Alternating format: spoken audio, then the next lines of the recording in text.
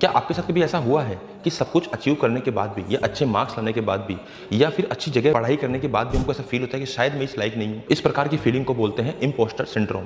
कई बार ऐसा होता है कि अपनी जगह सही होते हैं, उसके बावजूद भी हमको ये फीलिंग आती रहती है और ये फीलिंग हमको परेशान करती रहती है। मैं आपको एग्जाम्पल बताता हूँ अर्जुन, कर्ण और युधिष्ठिर का।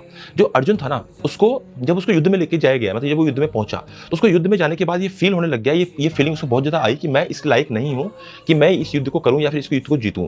तो उसको ओवरकम करवाने के लिए श्री कृष्ण ने सहायता करी। वो आप जानते ही हैं किस प्रकार से सहायता करी। परंतु सिमिलर टाइप की फीलिंग है ना कर्ण के अंदर भी थी।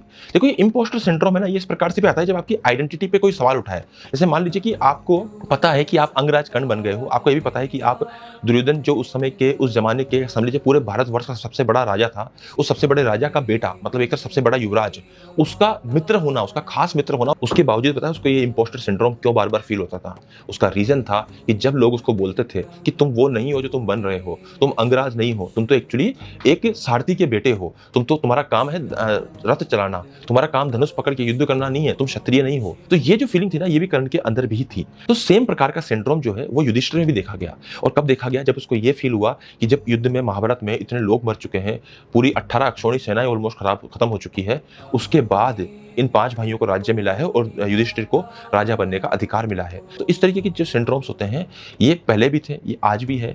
और इसका जो सॉल्यूशन है वो बताता हूं मैं आपको। तो इसका सॉल्यूशन है कि इमोशंस में मत जाइए। जब भी ऐसा फील हो, एविडेंस देखिए। क्या आप यहाँ पे आए हो? क्या आप मेहनत कर रहे हो? क्या आप कोशिश कर रहे हो? तो ये सब एविडेंसेस है। अगर हम बात करते हैं कि ब्रेन आपको कई बार है ना इमोशंस लेके देता है, तो ब्रेन को एविडेंस दीजिए, ब्रेन से सवाल कीजिए कि क्या जो आप ये कह रहे हैं कि मैं इस लायक नहीं हूं, क्या मैंने कभी मेहनत नहीं करी?